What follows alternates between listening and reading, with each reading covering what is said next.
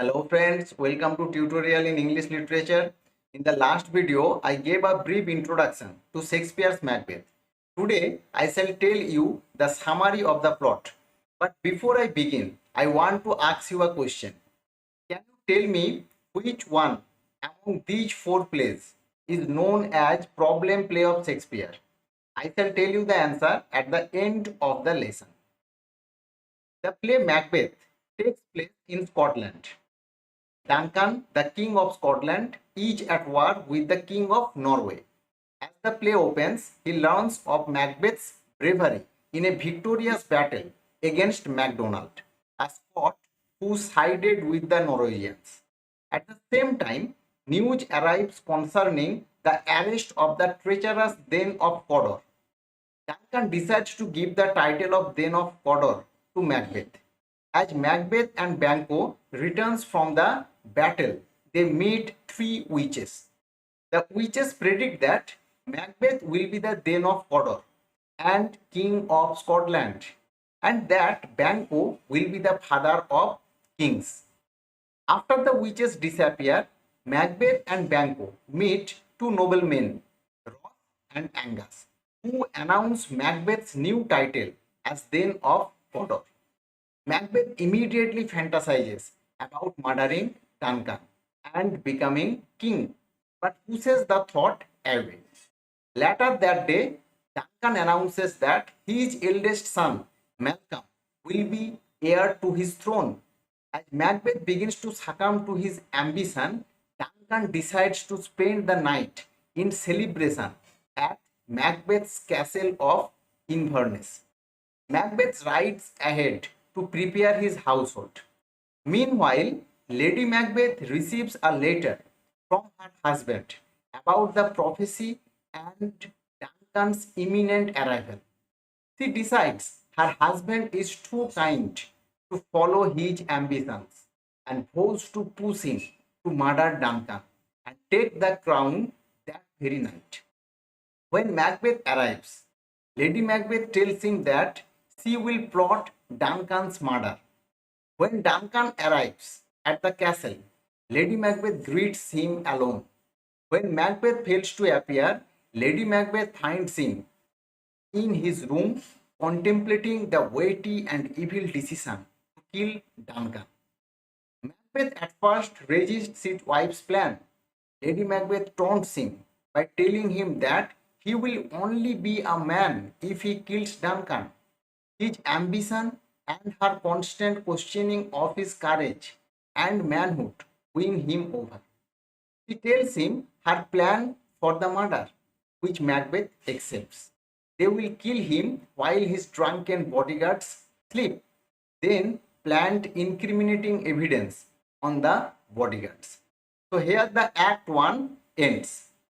At the beginning of Act 2, Macbeth sees a vision of a bloody dagger floating before him, leading him to Duncan's room.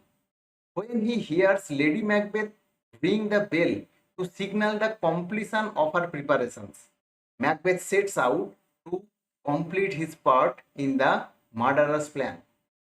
Lady Macbeth waits for Macbeth to finish the act of regicide. Macbeth enters, still carrying the bloody daggers. Lady Macbeth again chastises him for his weak mindedness and plants the dagger on the bodyguard herself.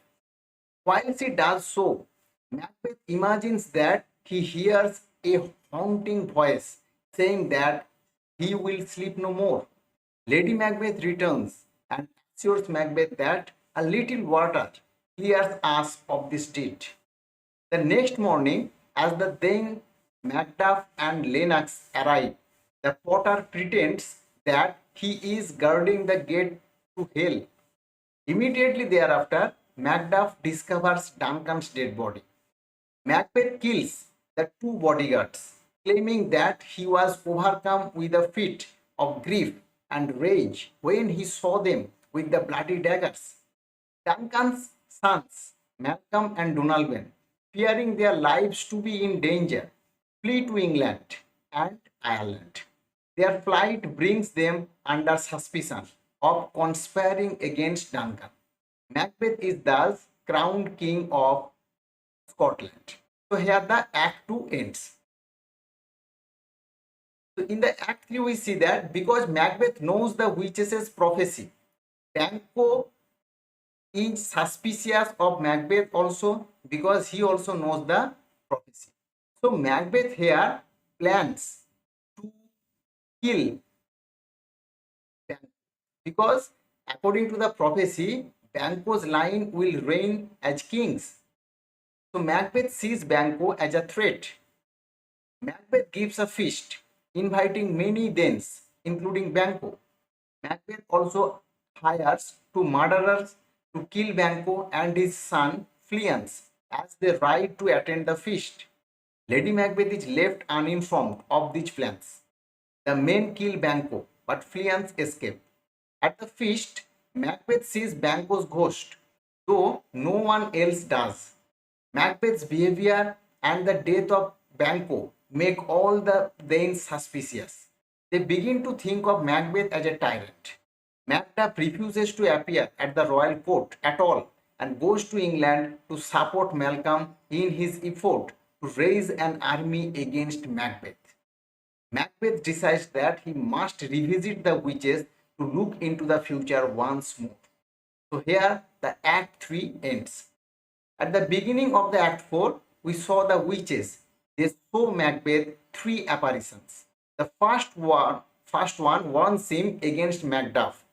The second tells him to fear no man born of woman. And the third prophesies that he will fall only when Birnam Wood comes to Dunsinane Castle. Macbeth takes this as a prophecy that he is infallible, invincible.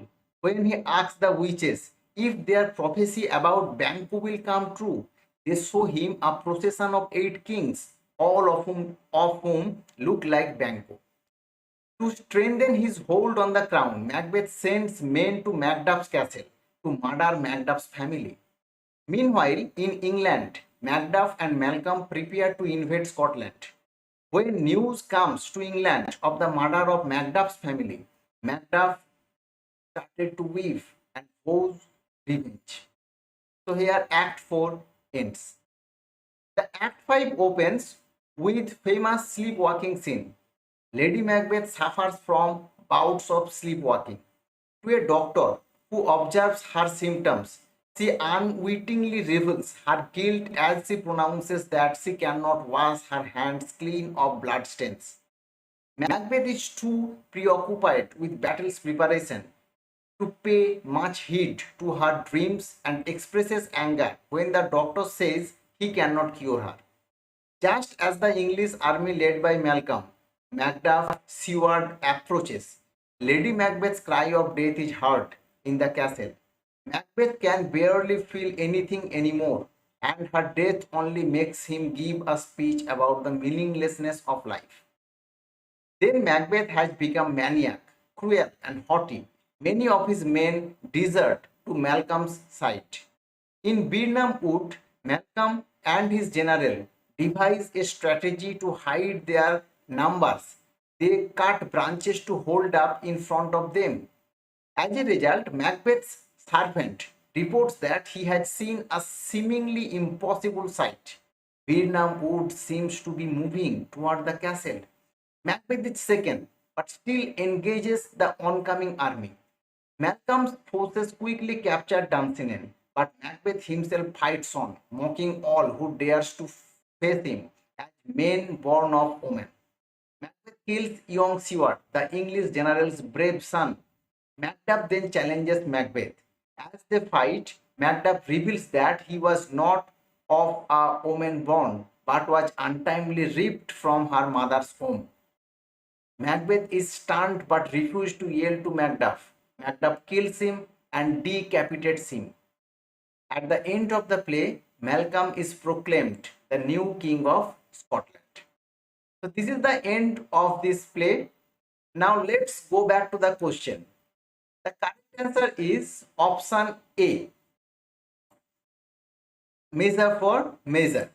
In Shakespearean studies, the term problem play primarily referred to 3 plays that Shakespeare wrote roughly between 1600 to to 1604. The plays are All's Well That Ends Well, Measure for Measure, and Troilus and Cressida.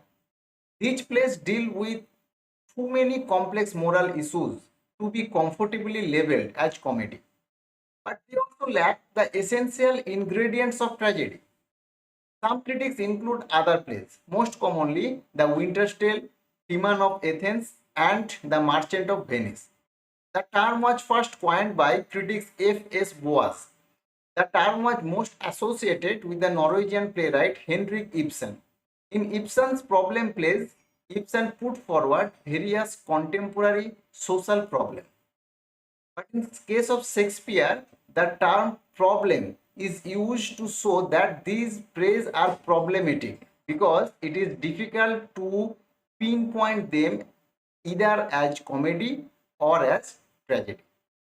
So that's all for today. Have a nice day.